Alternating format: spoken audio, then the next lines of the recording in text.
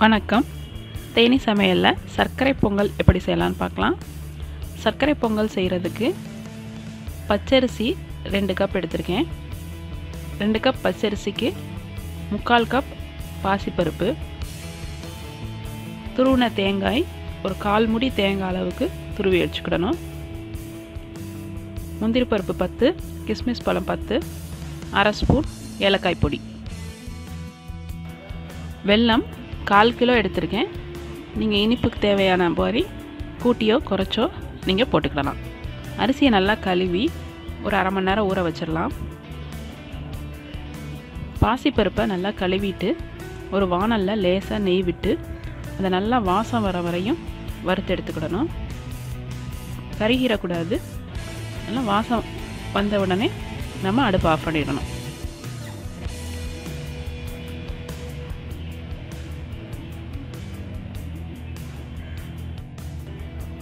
ஒரு குக்கரில் இப்போ நம்ம 2 கப் அரிசி எடுத்திருக்கோம், 3/4 கப்பு பாசிப்பருப்பு எடுத்திருக்கோம்.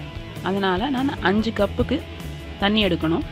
5 கப்பு தண்ணிக்கு 4 கப்பு தண்ணியும் 1 கப்பு பாலும் சேர்த்துக்க போகிறேன்.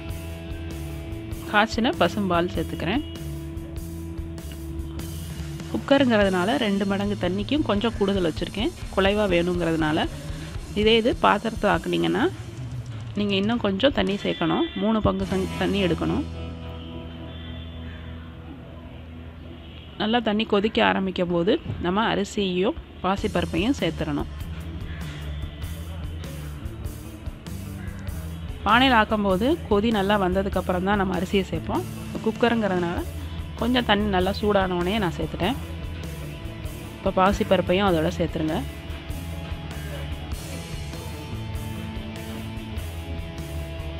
இதை மூடி வச்சு நல்லா வேக விட்டு எடுத்துருவோம்.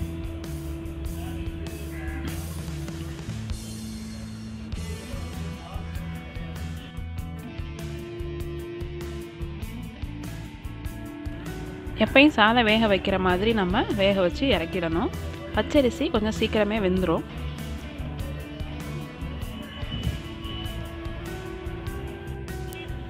சாதம் வெந்துட்டு இருக்க நேரத்தில் நம்ம ஒரு வாணலில் 2 கரண்டி நெய் விட்டு, நெய் சூடானதும் முந்திரி பருப்பு, கிஸ்மிஸ் பழம் இது 2ஐயும் முதல்ல போட்டு முந்திரி பருப்பு செவக்கிற வரையும் நல்லா வறுத்துடணும்.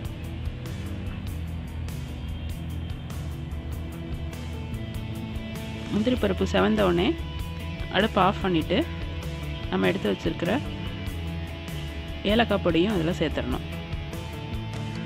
முதல்ல ஏலக்காய் பொடி சேர்த்தோம்னா தீஞ்சு போயிடும். அதனால் கடைசியாக ஏலக்காய் பொடியை சேர்த்து ஆஃப் பண்ணிடுங்க அடுப்பை.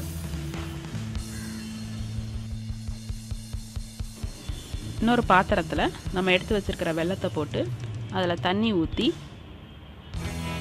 அதை நம்ம இலக்கம் கொடுக்க வைக்கணும். நம்ம சாதத்தில் டைரெக்டாக வெல்லத்தை ஆட் பண்ணலாம். வெல்லத்தில் சில நேரம் மண், தூசி ஏதாவது இருக்கும். அதனால் நம்ம இந்த மாதிரி தண்ணி ஊற்றி கரைச்சி எடுத்துக்கிடணும்.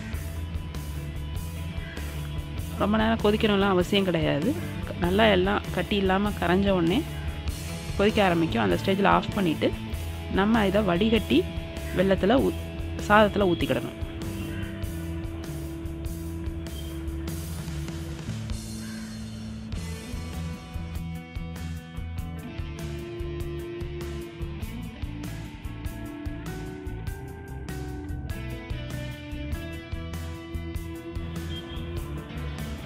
பாகு கொதிக்க ஆரம்பிச்சிருச்சு. இப்போ நம்ம சாதம் வெந்துருச்சான்னு பார்த்துடலாம்.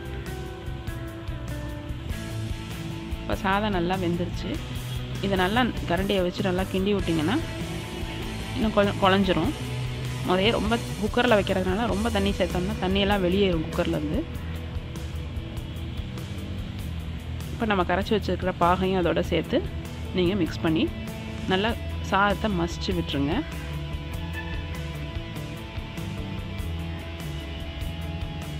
நல்லா சாதம் மசிஞ்சு குலைவான பிறகு சூட்டோடு நீங்கள் மசிச்சாதான் அது நல்லா குலையும். இப்போ குழஞ்சதுக்கப்புறமா நம்ம வறுத்து வச்சுருக்கிற முந்திரி பருப்பையும் கிஸ்மிஸ் பழத்தையும் அதோட சேர்த்து கிளறி விடணும். தேவைப்பட்டால் 2 கரண்டி நெய் இன்னும் கொஞ்சம் ஊற்றிக்கிடலாம்.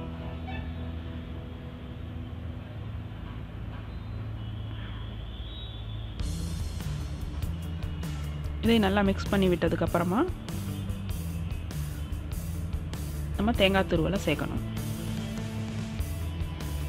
தேங்காய் துருவலாக சேர்க்காம சின்ன பீசஸாக கூட நீங்கள் கட் பண்ணி போடலாம். இப்போ சக்கரை பொங்கல் ரெடி ஆயிடுச்சு. நீங்கள் இதே மாதிரி சக்கரை பொங்கல் செஞ்சு பாருங்கள். சேனலுக்கு மறக்காமல் சப்ஸ்கிரைப் பண்ணுங்கள். இந்த வீடியோ பிடிச்சிருந்ததுன்னா ஷேர் பண்ணுங்கள், லைக் பண்ணுங்கள்.